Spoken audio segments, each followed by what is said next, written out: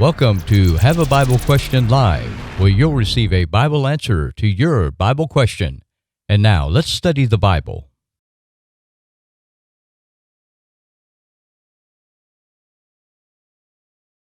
Let's answer this question from Sharon Kenneth. If God is omnipotent, which He is, why doesn't He stop Satan from causing so many people from suffering, especially children? I think we've talked about this on the program before, but I'm glad it's asked again because it's a question that we encounter a lot as preachers.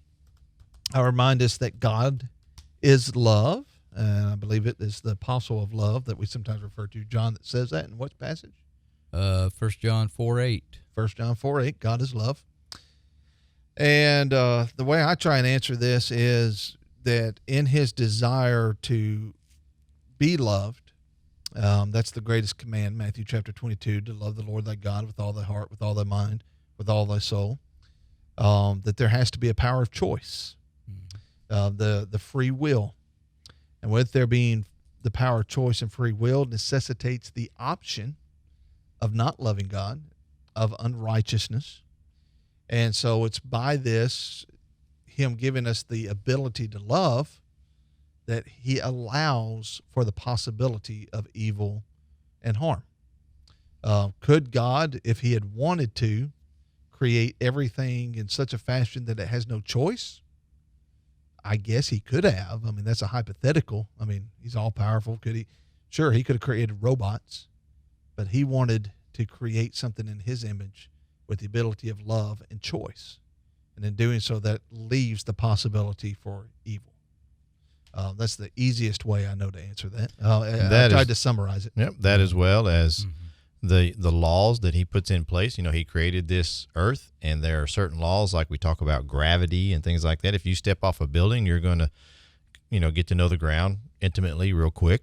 If you touch a hot stove, you're going to burn yourself. And so those are laws that we know are going to happen. They're consistent. They're constant. Well, God is consistent, and He's constant. So what would happen if He just randomly decided, today I'm not going to let little Billy be hurt because that, whatever reason? Well, that would make Him a respecter of persons. Right. And we can't, and God multiple times, especially when you get to Romans chapter 8 and other verses that say God is not a respecter of persons. In Acts chapter 10, Peter, when he finally figured out that vision, that's what he said. God is not a respecter of persons. And what that means is He has made salvation available to all mankind, and He has given all of mankind the ability for choice. Right. But let me throw this out there in addition to what you said, because I agree with everything you said. Yeah. He does, in His omnipotence, Sharon, restrain Satan. Yeah, I was going to go to Revelation chapter 20 and Job chapter 1 and verse 2, chapter 1 and chapter 2. Because in His power, Satan isn't having just this free reign here on this earth. He is bound in the fact that, God's not going to allow him to tempt us more than we're able to bear. He's going to be providing those ways of escape. And Satan also limited his power Jesus also limited His power whenever He was raised from the dead. Exactly. And so eventually He will be put down. That time will come, but only after, only at that time when Jesus comes again, He puts all enemies under. And this proving, this decision of love or not is over at that point because we've made our decision. That's right. Great point. So believe in His omnipotence. Don't get to the point like, well, He doesn't have control over Satan. And I'm not saying you said that, but I can see how some people could think, well, does God not have power over Satan? Oh, He has power. And He's restraining him. He's on a leash. God is omnipotent. Satan is not. Exactly.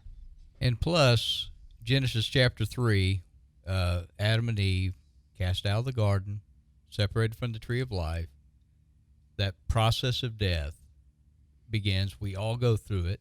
Paul talked about it as the mortality that will be swallowed up in life. And there is a scientific term called the second law of thermodynamics, which basically teaches that anything of a physical nature over time becomes less and less organized or wears out, is the idea. And that's true of our bodies as well. And I know, and what Paul said, for in this we groan earnestly to desire and be clothed upon with our house, which is from above. And he's talking about the fact that, the older you get, you get body aches and stuff like that. It's part of life, the physical things that happen. Looking at from a purely physiological point of view, yeah.